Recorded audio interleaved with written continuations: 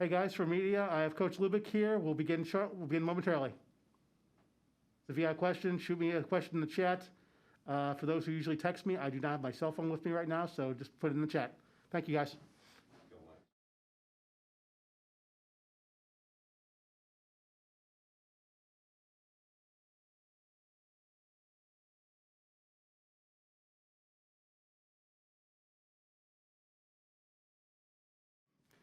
We're ready for Coach Lubick.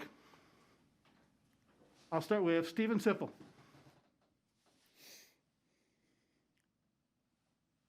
Sipple, are you there? Hello. Yeah, I'm coming, Seamus. Just trying to get set up.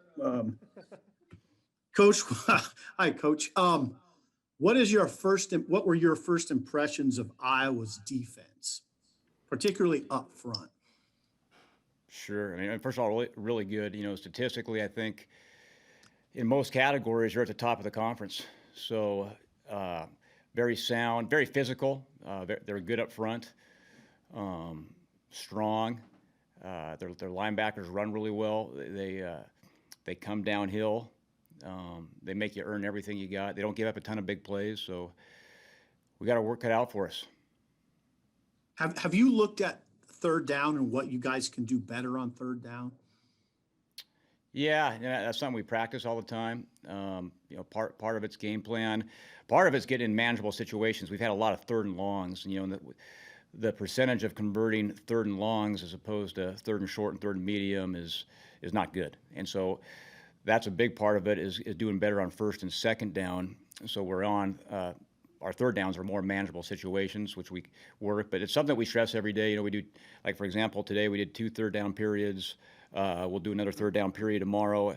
It's something you got to practice because I'm a big believer. I mean, yeah, you can win or lose games on third down because if you don't convert on third down, it's a turnover. And if you do convert, well, then you keep the ball and at least a big plays and a whole bunch of other things. So, yeah, third down is one of the things that wins and loses football games that we're trying to get better at. Thank you, Coach. Mitch Sherman. Thanks.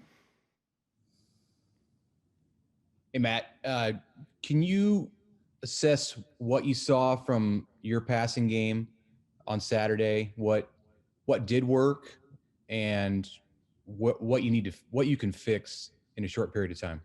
Sure. Well, first, yeah, inconsistencies across the board, and it starts with the coaches. How can we put guys in better situations? And that's the first thing. Anytime you lose a football game, you got to look within. Number one, putting guys in good situations, putting guys in situations that they can handle, and making sure it's the right guys in those situations. So that's something we talk about every day. Against Illinois in particular, yeah, is inconsistent. They did make it challenging throwing the ball down the field on some of the, especially long yardage situations because the safeties are 20 yards deep and everyone's dropping. They kind of force you to lay it off. But when they do force you to lay it off, we got to convert those, and run for first downs. And we had a couple of those where it was either a guy might not be in the right position or the throw was a little bit off. And those layoffs, I mean, you got to be 100% on those because those are easy throws. And then, the guy catching the ball has got to do a good job of ball security and getting us a first down when they play those situations. But that was pretty much it, and that not just the passing game, but just consistency all over. Because the better you run the ball, then that helps you from a passing standpoint because they got to play a little bit different. If they know you're in a situation where you got to throw the ball, it's to their advantage, and they can put more guys in coverage and they can play a lot softer. Brian Christopherson. Thanks. Hey, Matt, how are those freshman receiver at taking critiques and understanding the process of getting better and having patience that it doesn't all come right away? How are they at that? Sure. They've been doing a good job. I think, everyone gets frustrated when you lose.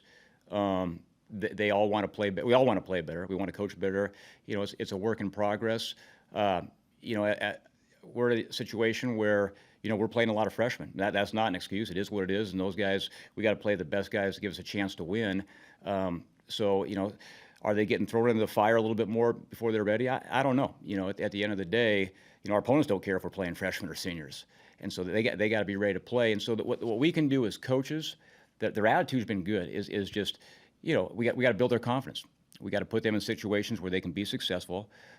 We got to, as coaches, simplify our teaching so they can understand. That's a big thing with a freshman is they got to be able to understand your scheme to the point where they're not thinking, they can just react. Because when you're a freshman, you've got so many different things that you're thinking about. You're learning an offense. You don't play as fast. And so that's a big thing is how can we simplify, how can we make the teaching so easy for them that they can just use their talent and play? And that's something that we're always working on as coaches. But the attitude's been good. I mean, they showed that this has probably been one of our better weeks of practice, which says a lot about those guys. And they want to work. That's why we recruited them. They want to work and they want to get better. I have one more if I could. Omar was on the sideline Saturday. Has he stayed engaged in the process? Could he still pop up this season before it's over, or what's the situation? No, he's been good. The biggest thing with him is we just got to get him healthy. And so that's kind of a day-to-day situation. We got to get him healthy. He was making a lot of progress, but he just had some health setbacks. Thank you. Sam McEwen? A process question here for you, Matt. Like, when you guys go through evaluating your quarterback play from the weekend before, how does that all work? Because, I mean, Scott is the head coach, but he's also a former quarterback. Mario is the quarterback's coach, and you're the offensive coordinator. So what's the process you guys go through for evaluating and then communicating to the quarterbacks what you want to see from them going forward? Yeah, good question. So number one, as a staff, we scrutinize every play at every position, including the quarterback position, and we talk about it. If he made a bad read or throws a little off, why did that happen? What can we do as coaches to help fix that? And then at the end, again, it follows into practice. Okay, like this week, it's an open competition. They're very close. So we evaluate every day and we really discuss it every day. And so the whole offensive staff is seeing every single play the quarterback does, and we talk about it. What he did well, what he can do better. At the end of the day, the decision will be made by Coach Frost, but he does, he listens to everybody, and we all have input on it. I know we've been really straightforward with the quarterbacks. Hey, these are the expectations. You did some good things. These are the things that we need to do better, just like every other position. And we basically said whoever practices the best again this week will be the starter on Saturday. I guess another process question: when you don't agree, to whom does the tie go? That always goes to the head coach. That always goes. Fortunately, we got a really tight staff. There is not a lot of disagreements. I think guys feel free to come up and say their opinion, say, hey, I feel strongly about this guy. And Coach Frost encourages that. That's what makes him a good head coach, is he wants you to speak his mind. He'll ask you, hey, what do you think here? And don't just say it because I want you to say it. I want you to say what you believe. So we have the freedom as coaches to do that. We just don't have to agree. But at the end of the day, I think it's the mark of just a good staff, a good organization. There is one person that makes the final decision, and whatever he says, regardless if you disagree or not disagree, we all move forward, we're on the same page, and we back it. But fortunately for us, most of our decisions are pretty unanimous. I'm trying to think, because you've coached at a lot of different places. Has that been true everywhere you've been, even when you've had a defensive head coach? Have you worked for a defensive head coach? I don't even know if I recall. I have. But yeah, I was fortunate enough. true? My dad, which was a great experience, a defensive. Yeah. He's my hero, my best buddy, and he listens to all these. So hi, Dad. I worked for a defensive head coach, and I think every staff's different. I've been really lucky. I've been on a lot of good staffs where the head coach, and I think it's a sign of being a good leader, really wants to hear from the assistant coaches what they think. At the end of the day, they're responsible for making the final decision, but they want to hear that because sometimes they know that they give a different vantage point. They're more involved. And so that's been good. Our situation here, Coach Frost is definitely an offensive coach. So that does help with his decision. With that, for that situation in particular, it's like, hey, because he sees it every day. It'd be probably a harder situation if the head coach was on defense and didn't really see what was going on with the quarterbacks. But he sees it every day. He gets involved in meetings. He's out of practice. He watches every rep, so he's definitely qualified to make a good decision. But in saying that, he does look to us for opinions. Thank you. Okay, we'll do three more quickly. Jacob.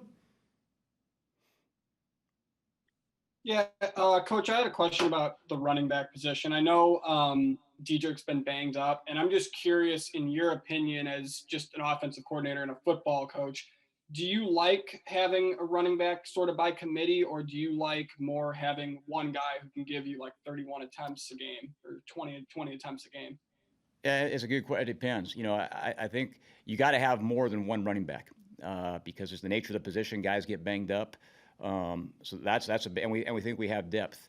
If a guy gets hot, you always like to have a guy that can carry the ball 20 times a game, and some guys get better the more they carry it. So it's not. There's not a perfect answer. I mean, you got to have. I'm a big believer. You got to have at least 4 running backs that can play, and when I say can play, they can all be trusted to carry the ball, pass protect, make plays with their hands, and we feel we have that. So because you just don't know what's going to happen. It's probably one of the positions that's most prone to injury, and so that's something that we feel we have depth. And when one guy goes down, it really is a next man up. And the only way you can have a next man up is you got to have a next man that's capable, and that guy that's not only capable is taking those type of reps. And do you sort of feel like you have when you do sort of have a committee, you have role players at running back, like you have one guy short yardage situation, one guy who can catch the ball. Is that kind of one of the things that's helpful about it? Yeah, a little bit. I think each back's a little bit different. I mean, some guys might be a little more physical downhill runners, where some guys are better pass receivers. Some guys might be better at pass protecting. So I think each guy has his strengths and weaknesses, and we try to capitalize those and get those guys in the right situations. Sean Kellen? Hey, Coach, I wanted to go back to that very first play of the game on Saturday. When that play happened, I mean, from your vantage point, are you able to communicate with Scott, hey, I'm fairly positive, Coach, that was not a backwards pass. We better call a timeout here, burn it, and have them look at this if they don't do it on the officiating end? I mean, what's the communication process like with your spot to Coach Frost in a situation like that? Yeah, you bet. So we do have access to the video like all staffs do in the box. And basically what it definitely wasn't it wasn't close. I mean, it was close, but they reviewed it supposedly. The referees told us they reviewed it, and it is what it is, because we were going to challenge it, because that in that situation is definitely worth a challenge. We had it in the box. The box was kind of unclear cut. What we were told from the officials is that they looked at it. And then I had one more on Oliver Martin. Is with his background with Iowa, do you get the sense this week means a lot more to him? Oh yeah. I mean, Oliver. First of all, he's doing a great job for us, and it was good to see him make some plays in that game. His progress has been slowed for us, not by his fault at all, but because we didn't know he was eligible until about 2 weeks ago. But to his credit, he's done a great job of staying in tune, learning, taking a bunch of mental reps, which got him on the field. And then once he got on the field, he made some plays for us. So I think he's got some confidence. And then, playing against a school that you used to be at is a big deal, and I'm sure it's going to help him. Okay, we'll finish up with Parker Gabriel. Hey, Matt.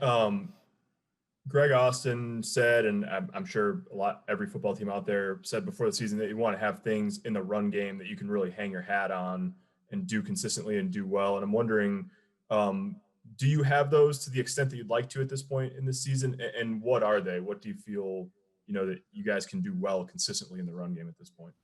Sure. Well, first off, we talk about that all the time. Part of coaching is finding out what you're good at, and then once you do, I mean, how to make that better, and then doing that over and over and over again, but maybe like in different forms.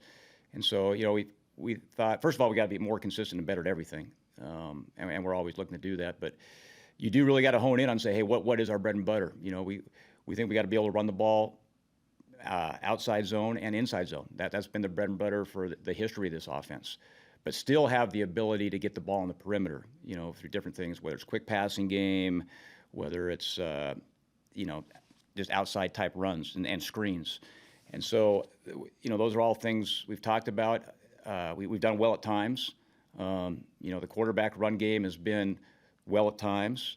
But one of the things that I think you're asking me too is we're trying to simplify. And not just in the run game, but also in the passing game. And when you simplify, it's like, okay, what do you do really good? How do we improve on that? And not practice too many different things. Because the more you try to do a lot of things, it takes away from the stuff you're really good at. So we talk about that literally every day. And not just in the run game, but in the passing game. What can our guys understand and compete at a high level and run fast and execute? And part of that is, reps. And part of that is studying yourself. So we do a self-scout every game of what we've done well and what we haven't done well, and we did that same thing in fall camp. That concludes our session with Coach Lubick. We'll be back momentarily with Coach Nander.